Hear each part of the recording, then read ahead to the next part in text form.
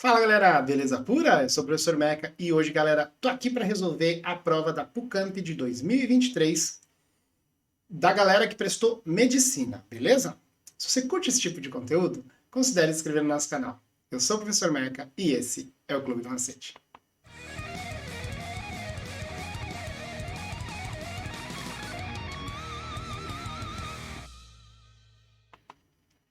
Muito bem, pessoal.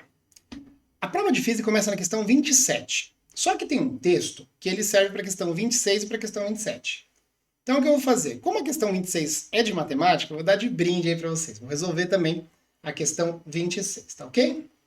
Bom, essencialmente o texto diz o seguinte, pessoal.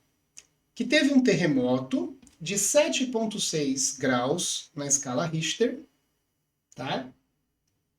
Que atingiu a costa oeste do México nessa segunda-feira, dia 19 de setembro de 2022. Note que a prova foi agora em novembro de 2022, então a prova foi feita bem em cima da hora, hein, galera? Então é importante vocês ficarem atentos às coisas de atualidade. Espero que você não precise prestar de novo, mas para você que eventualmente vai prestar em 2024, repara que a PUCamp 2024, repara que eles fazem a prova com textos bem recentes, bem próximos do vestibular. Estamos falando aí de menos de 2 meses, tá? Bom, aí ele falou que o epicentro desse terremoto estava a 440 quilômetros da cidade do México. Essencialmente o texto diz isso, tá? Aí ele fala que a escala Richter, que foi criada por Richter, né? É essa escala aqui, ó. M igual a log, aqui, ó. Log de A na base 10 menos log de A0 na base 10. Tá bom? Então ele deu essa equação.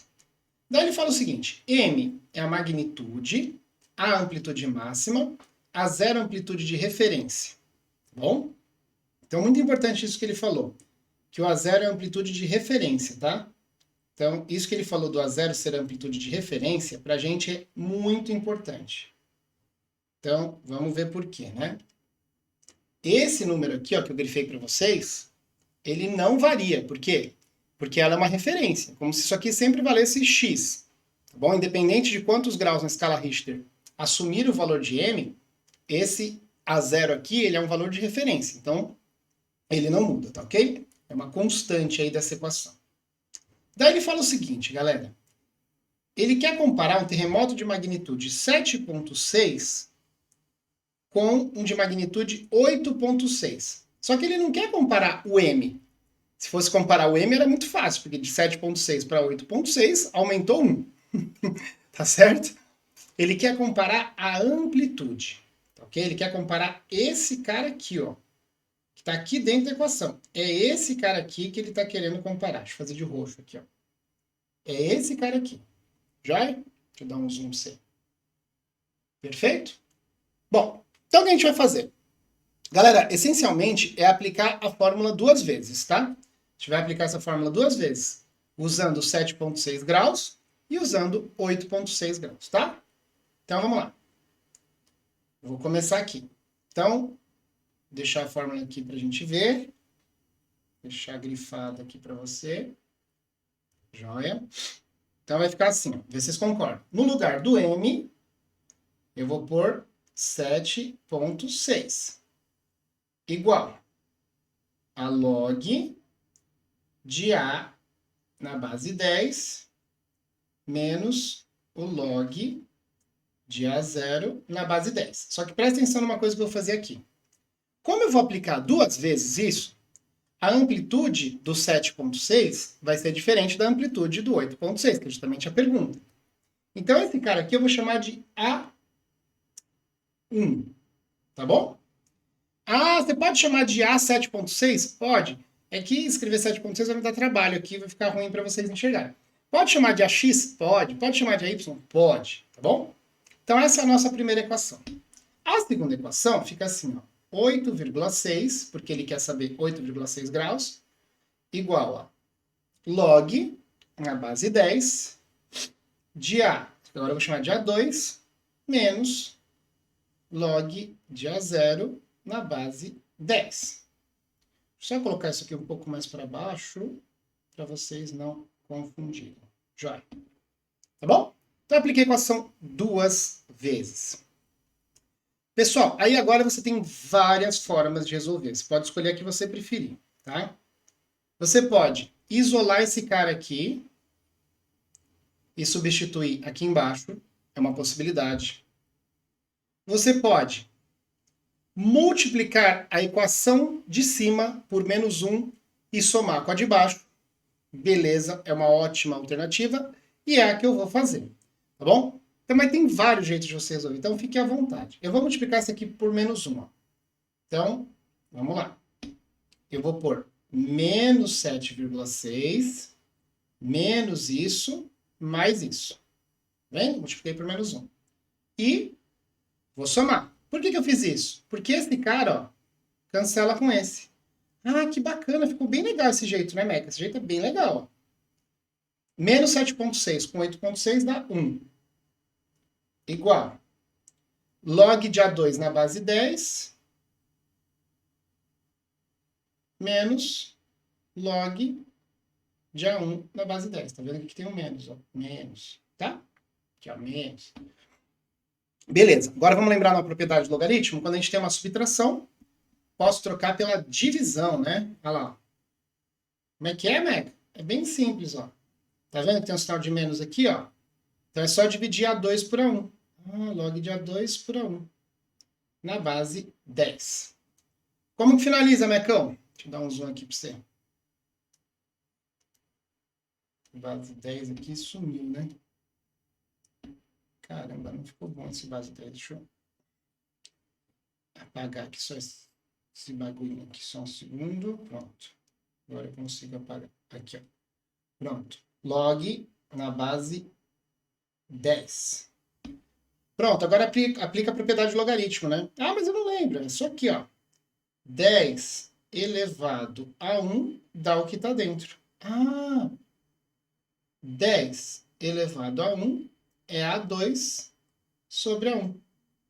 Multiplicando em cruz, a amplitude no segundo caso é 10 vezes a amplitude do primeiro caso. Então, a amplitude do segundo caso é 10 vezes a amplitude do primeiro caso. E isso está na alternativa A. Olha lá, ó. Tá aqui, ó, no A. Repara, ó. 10 vezes maiores que as amplitudes de 7,6. Ou seja, as amplitudes a 8,6 são 10 vezes maiores do que as amplitudes a 7,6. Perfeito? Normalmente, questão que envolve logaritmo, a galera tem dificuldade, por isso que eu também fiz questão de resolver, tá? Então é só aplicar os valores e lembrar, né, do texto que ele falou que esse A0 aí, galera, é constante. Joinha? Show de bola? Tá feito aí. Alternativa A. Aí a 27, ele diz o seguinte. Considerando que as ondas sísmicas se propagam com uma velocidade média de 4.000 metros por segundo, opa, ele deu a velocidade pra gente, ó. 4.000 metros por segundo. O intervalo de tempo entre a geração das ondas no epicentro e a chegada à cidade do México. Opa! A cidade do México, ó, está a 440 quilômetros. Então, galera, são 440 mil metros. Não, Meca, são 440 quilômetros. Por que você passou para metro? Olha, a velocidade está em metros por segundo, galera. Entendi. E aí ele pede o tempo. Então, essa questão de física bem tranquila e bem clássica também, né? Nos últimos anos, a PUCamp sempre pedia velocidade ΔS por ΔT, né? Então, 4.000 igual a 440 mil sobre ΔT. Aí ficou bem de boa, né, turma? Só cancelar aqui, ó. 3 zeros daqui com 3 zeros daqui. Vai dar 440 dividido por 4. Então, ΔT, 440 dividido por 4. E isso vai dar 110 segundos, galera. 110 segundos. Perfeito? Qual a alternativa, Mecão? Vamos lá. Isso está... Deixa eu só selecionar isso aqui. Isso está na alternativa. Selecionar isso aqui para separar de vocês. Pronto, subi um pouquinho. Aí, agora sim. Pronto. Alternativa C, 110 segundos. Boa. Tá aqui.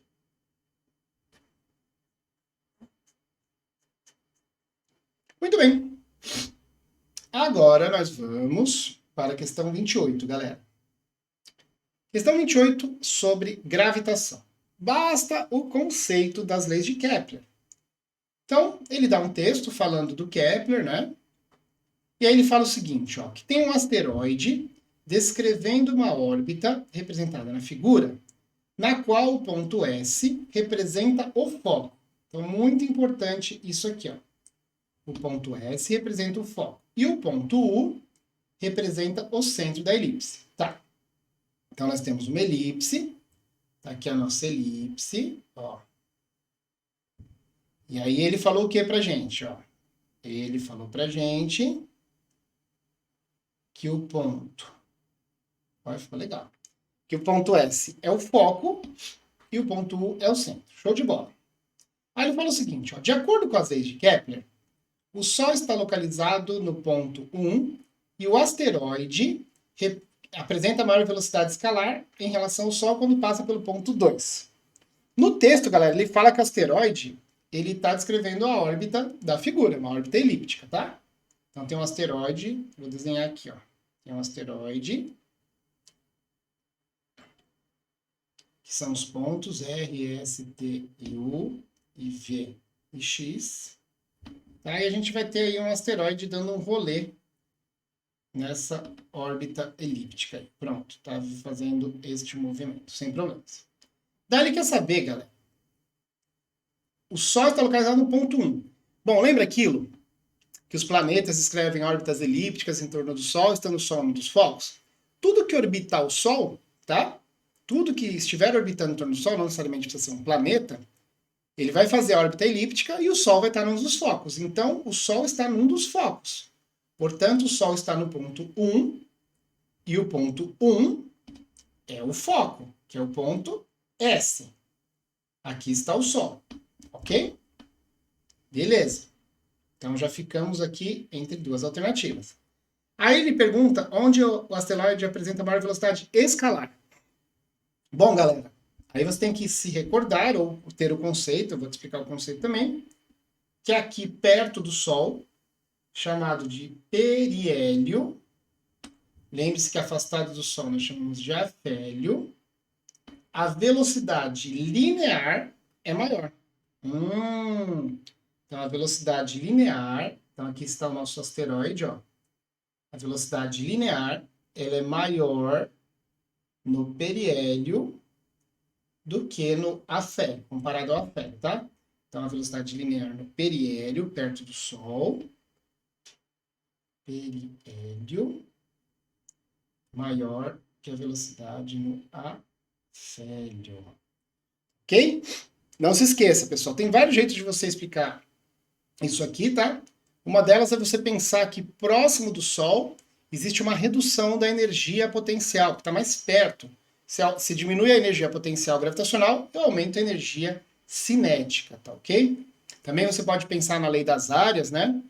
Que os planetas possuem velocidade areolar constante, né?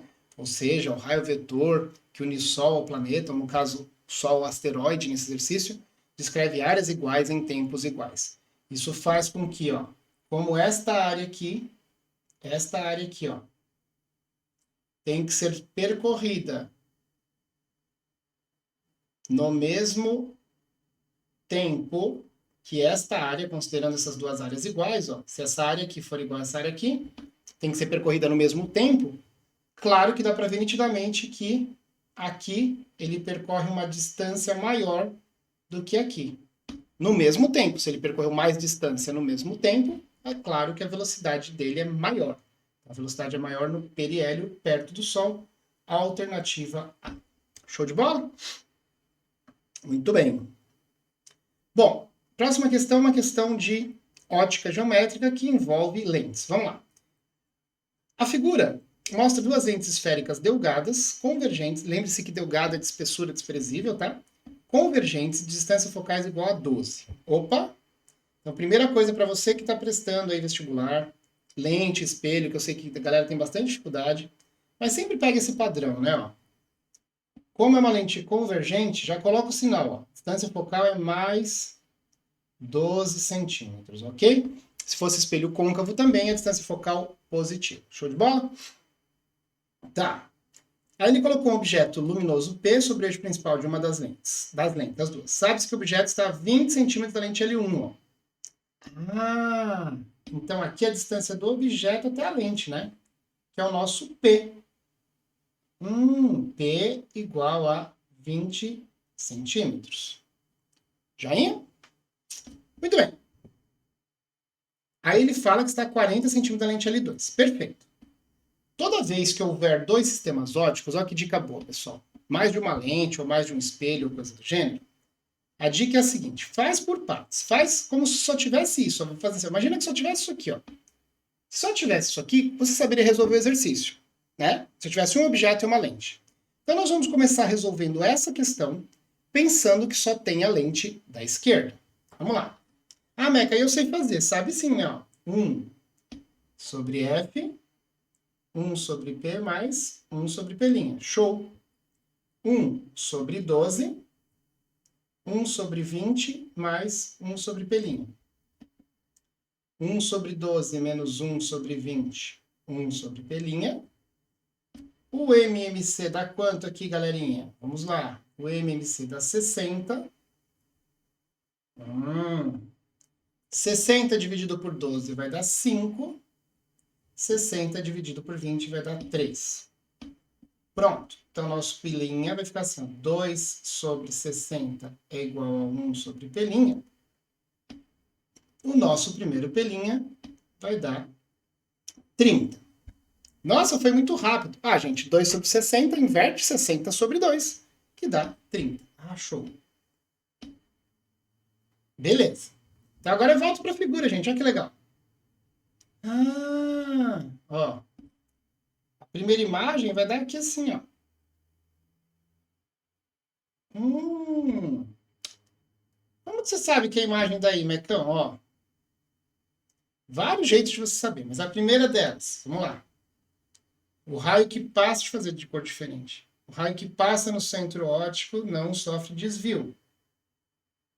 Então, teria que ficar um pouquinho mais para lá. Deixa eu fazer bonitinho aqui, vai. Deixa eu melhorar isso aqui. É que ele faz a reta, eu não queria que ele fizesse a reta. Porque assim, raio que passa no centro óptico não sofre desvio. Ah, aliás, vou fazer uma coisa melhor aqui pra vocês, galera. Calma aí. Deixa eu tirar esse cara daqui. Pronto. Aí vai ficar bem legal. Assim, ó. Passa no centro óptico não sofre desvio. E o paralelo passa pelo foco. Então tá aí, ó. Esses seriam os raios notáveis, e quando a gente fez as contas, a gente obteve aqui a imagem aqui e 30 centímetros. Essa distância aqui, ó. Tá? 30 centímetros. Show.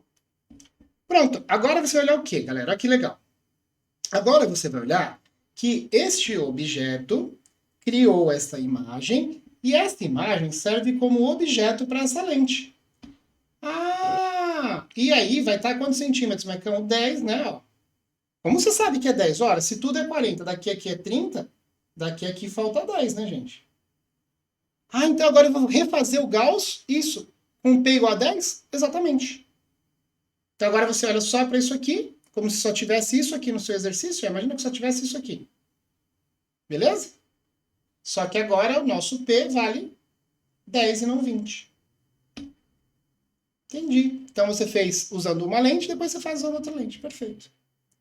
1 sobre F é igual a 1 sobre P mais 1 sobre P'.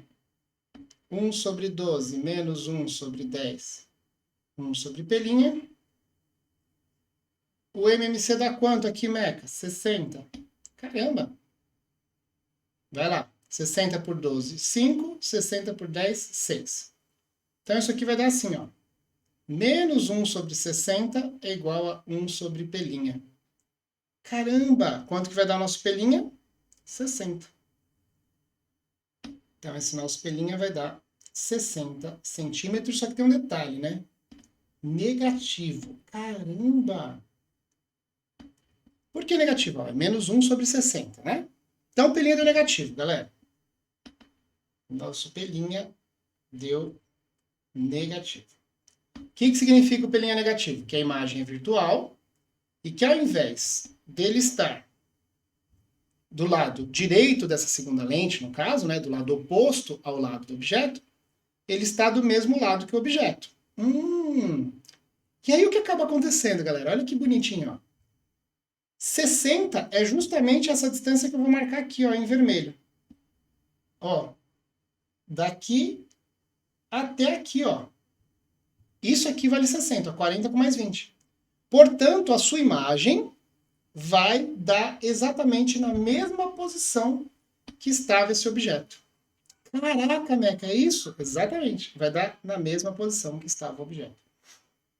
Então, a esquerda do objeto P, não, na mesma posição em que se encontra o objeto P, alternativa B de bola.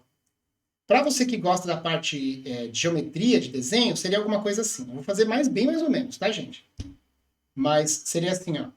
Paralelo passa pelo foco, ó. Paralelo passa pelo foco. Estou fazendo agora o segundo desenho, tá?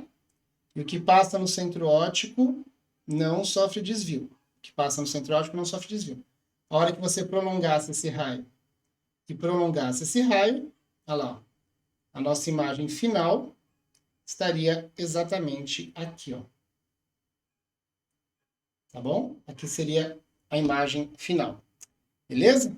Então, para saber desenhar imagem em lente ou espelho, é só saber esses dois raios. Paralelo passa pelo foco e o que passa no centro óptico não sofre desvio, tá?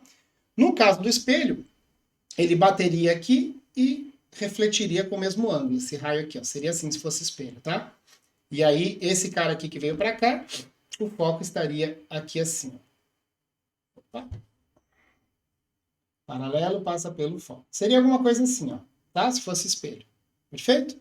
E aí eu prolongaria e a imagem daria aqui, caso fosse espelho, tá? Então, quem sabe lente sabe espelho, quem sabe espelho sabe lente. Show de bola? Deixa eu tirar aqui para não ficar... Então tá aí, galera. 2 sistemas ópticos, faz um por vez, você vai ver que não tem mistério. Muito bem. Último exercício, questão 30, né? Questão 30 é uma questão de magnetismo. Vamos lá. Eletromagnetismo. A figura mostra uma espira quadrada de lados 20 centímetros. Opa! Então, L igual a 0,2 metros. Ai, Meca, tem que passar para o sistema internacional? Sim. Com vértices RSTU. Beleza. Que é percorrida por uma corrente elétrica de meio ampere. Opa! I igual a meio ampere. Que está imersa num campo magnético de intensidade 2 Tesla. 2 Teslas. Show de bola. E de direção paralela ao plano da figura. Beleza, então olha o campo aqui, ó. O campo está para cá, ó. Olha o desenho, o campo está para baixo aqui. Tá? Beleza, aqui, ó. B. Não sei se dá para ver aí, mas está escrito aqui, ó. B. Pronto. Nessa situação, quais as intensidades da força magnética sobre os lados RS e ST? Muito bem, ele quer a força magnética nesse lado aqui, deixa eu marcar. Ele quer a força magnética neste lado aqui, RS e ST. E neste lado aqui, ó. Nesses dois caras aqui. Nesse e nesse. Beleza? Muito bem. Deixa eu tirar para não atrapalhar. Vamos lá. Galera, o que você vai ter que lembrar? Aí não tem jeito. Você vai ter que lembrar a equação de força magnética sobre condutor retilíneo, tá? E aí, quando nós temos a força magnética sobre condutor retilíneo, a força magnética é dada por Bill seno θ, tá? Bill seno θ. Então, como são dois lados que ele pede, vamos fazer separado. Então, vamos começar com o lado RS. A força magnética é Bill. B, quanto é o B? O B, 2. Tá vendo? B, 2. O I vale meio. O I, meio. L. O L, 0,2. Seno, agora que o bicho pega. Galera, você vai ter que fazer o ângulo entre o fio que está sendo percorrido a corrente elétrica e o campo magnético. Repara, nesse caso, a corrente elétrica está aqui assim, ó. Vamos imaginar que ela está para cá, tá? Tanto faz, tá? Mas vamos imaginar que ela está para cá. Beleza? E o campo está para baixo, ó. Olha o campo para baixo. Portanto, o ângulo é de 90 graus. Tá claro aí para vocês, ó? O campo... Opa, eu queria vermelho. O campo está aqui assim, ó. E a corrente elétrica está aqui. Portanto, este ângulo vale 90 graus. Ah, então aqui entra seno de 90. Mas, Meca, ele não falou se está no sentido horário ou anti-horário. A corrente elétrica de intensidade, ele não falou, ó. Direção, não falou nada da corrente elétrica. Ó. Pode ler aí. Tá bom, se você tivesse desenhado ela para cá, nós continuaríamos tendo o ângulo de 90 graus entre o fio e o B, tá, gente? Então, não muda absolutamente nada. Beleza. Então, como que vai ser a nossa força magnética? 2 vezes meio, metade de 2 dá 1. 1 vezes 0,2 dá 0,2. Seno de 90 é 1. Então, a força magnética deu 0,2 newtons. Isso no lado RS. Já? Tá, mas ele quer no ST também. Vamos lá, no ST. Repara, 2 não muda, meio não muda, 0,2 não muda, porque é uma espira quadrada, né, de lados 20 centímetros, vezes o problema é o seno agora, pessoal. Repara, para onde está o campo? O campo está para baixo. E aqui o fio está assim, ó, eles estão paralelos. Você imaginar a corrente que está aqui assim, ó, tá ok? Então é seno de 0, né, Meca? Isso. E isso dá exatamente 0, porque o seno de 0 igual a 0. Portanto, pessoal, 0,2 newtons e 0. Alternativa E de elefante. Show de bola? Então é isso, pessoal. Espero que vocês tenham curtido. Resolvi a prova inteira, né? Normalmente eu faço questão a questão, mas como essa prova ela é mais curtinha, não vai ficar um vídeo tão longo assim. E dá para você se situar do que foi a prova inteira da PUC de 2000, PUCamp, né? De 2023. Beleza? Então é isso, galera. Forte abraço, espero ter contribuído. Se você gostou, dá um joinha, se inscreve no canal, avisa seus amigos para a gente fazer o canal crescer com conteúdos de educação. Forte abraço, tchau, tchau.